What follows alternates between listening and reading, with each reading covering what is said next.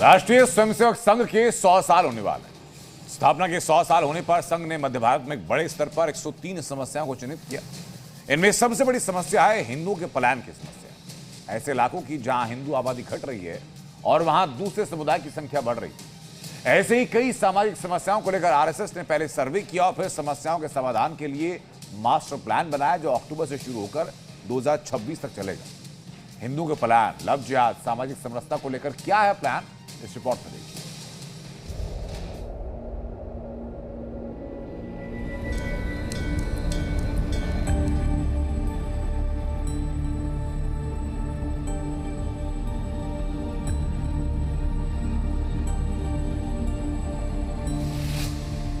हिंदुओं का पलायन, आरएसएस का मास्टर प्लान।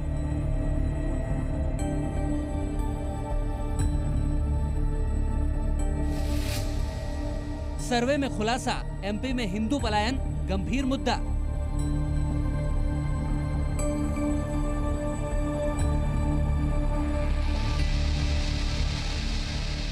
आरएसएस के मध्य भारत में किए गए हालिया सोशल सर्वे ने हिंदू आबादी की टेंशन बढ़ा दी है, क्योंकि इस सर्वे के मुताबिक हिंदुओं की सबसे बड़ी समस्या पलायन निकल कर आई है। वैसे तो हर जिले में हिंदुओं की अलग अलग समस्याएं हैं, लेकिन ओल्ड भोपाल में हजारों हिंदुओं का पलायन एक बड़ा मुद्दा बन गया है। संघ की रिपोर्ट की माने तो बीते 3 दशकों में करीब 3000 हिंदू परिवारों ने अपने मकान बेच दिए हैं, जिन्हें हिंदुओं ने नहीं बल्कि दूसरे समुदायों ने खरीदा। भोपाल के शाहजहानाबाद, मंगलवारा, बुधवारा, कोहे फिजा, सिंधी कॉलोनी, कबाड़ खाना, टीला जमालपुरा, चौकसे नगर और ग्रीन पार्क कॉलोनी में हिंदुओं की संख्या तेजी से घट रही है। सिंधी कॉलोनी, जहां संघ का पुराना कार्यालय था, वहां भी हिंदुओं की संख्या आधी से ज्यादा घट चुकी है। किराए पर रहने वाले हिंदुओं ने भी अपने घर छोड़ दिए हैं।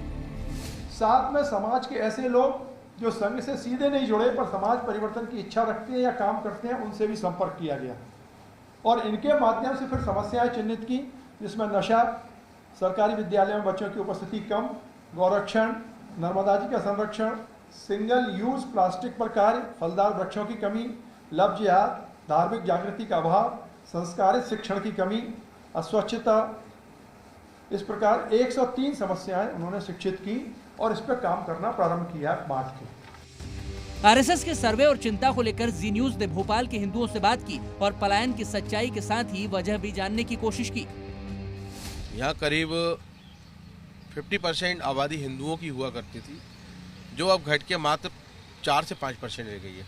वो 4 से 5% में भी सिर्फ मकान बचे होंगे और मैं 100% गारंटी कह रहा हूँ कि उसमें इंसान नहीं बचे होंगे। इंसानों ने कहीं और अपना रिवाज कर लिया है, पर मकान सिर्फ इसलिए बचे, वही पारिवारिक विवाद की वजह से बचे होंगे। इसी कारण हो रहा है कि आपके मैं जिस फ्लैट में रहता हूँ, 5 फ्लैट हैं, एक फ्लैट में मियाँ भाई उलझा हुआ है। मेरा रूम उसके किचन के ऊपर है।